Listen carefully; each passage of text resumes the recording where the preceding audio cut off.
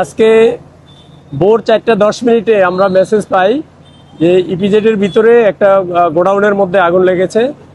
তো আমাদের মেসেজ পাওয়ার সাথে সাথে আদমজি ইপিজেডে যে ফায়ার স্টেশন আছে সেটা মুভ করে, এবং ওই ফায়ার স্টেশনের গাড়ি পাম্প সহ লোকজন আসার পর আগুনের ভয়াবহতা দেখে তারা সাহায্য চায়, এবং এই সাহায্যের প্রেক্ষিতে পর্যায়ক্রমে আমাদের Kashpur fire station, Hajiganj fire station, Shibu market fire station এবং নারায়ণগঞ্জ ফায়ার স্টেশন থেকে আমাদের মোট 11টি ইউনিট এই ঘটনাস্থলে এসে কাজ শুরু করে। এর মধ্যে আমাদের 9টা ইউনিট কাজ করেছে এবং 2টা ইউনিটকে আমরা স্ট্যান্ড বাই রেখেছি, তাদের কাজ করতে হয় নাই।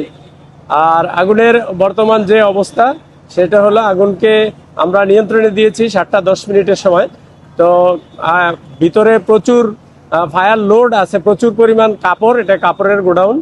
যেহেতু অনেক বেশি কাপড় এবং এটা একটা শেড ভবন ছিল, শেড ভেঙে পড়েছে। তো সেই শেডের নিচে সকল কাপড়ের যে রোল বড় বড় সেগুলো আছে এবং সেগুলিতেই আগুন জ্বলছে। তো আমরা আগুন নিয়ন্ত্রণে দিয়েছি, আগুন আর বাড়ার সম্ভাবনা নেই। তবে অগ্নি নির্বাপন করতে অনেক সময় লাগতে পারে, আমরা কাজ করে যাচ্ছি।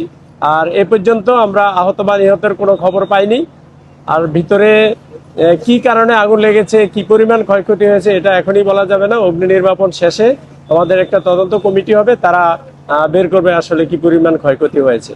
আপনাদের সবাইকে অসংখ্য ধন্যবাদ।